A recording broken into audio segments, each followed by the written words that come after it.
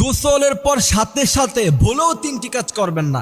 যদি করেন তাহলে আপনি মারাত্মক অসুস্থ হয়ে যাবেন। বয়স 40-50-এর পরে দেখবেন আপনি কঠিনভাবে অসুস্থ হয়ে গেছেন। কারণ এই অসুস্থতাটা একদিনে কেউ হয় না, আস্তে আস্তে ধীরে ধীরে মানুষ এই অসুস্থতাগুলি গ্রহণ করে। এই জন্য বিশ্বনবী সাল্লাল্লাহু আলাইহি সাল্লাম তিনি যে কথাগুলি বলেছেন 1500 বছর পরে ডাক্তাররা যে কথাগুলি বলছে বিশ্বনবী সাল্লাল্লাহু আলাইহি সাল্লামের সাথে সেই কথাগুলি মিলে গিয়েছে। আমি বড় আশ্চর্য হই যে রাসূল 1500 বছর আগে কি সুন্দর কথা তিনি বর্ণনা করে গিয়েছেন। গোসল করার পর সাথে সাথে প্রথম নাম্বার যে ভুল করা যাবে না সেটা হচ্ছে গরম খাবার খাওয়া যাবে না গোসল করার পর সাথে সাথে। দ্বিতীয় নাম্বার, গোসলের সময় অতিরিক্ত গরম পানিতে আপনি গোসল করবেন না, তাহলে আপনার যে স্কিন আছে সেটা ড্রাই হয়ে যেতে পারে। তৃতীয় নাম্বার যে ভুলটা আপনার গোসলের সময় করবেন না সেটা হচ্ছে কেমিক্যাল জাতীয় সাবান প্রতিদিন ইউজ করার দরকার নেই। এটা বিশেষ করে আমরা যখন জামিয়া রশিদে পড়তাম তখন আমাদের ওস্তাদজি বলতেন প্রতিদিন তোমরা কেমিক্যাল জাতীয় সাবান দিয়ে গোসল করো না, তাহলে আপনার যে স্কিন সেই স্কিন নষ্ট হয়ে যেতে পারে।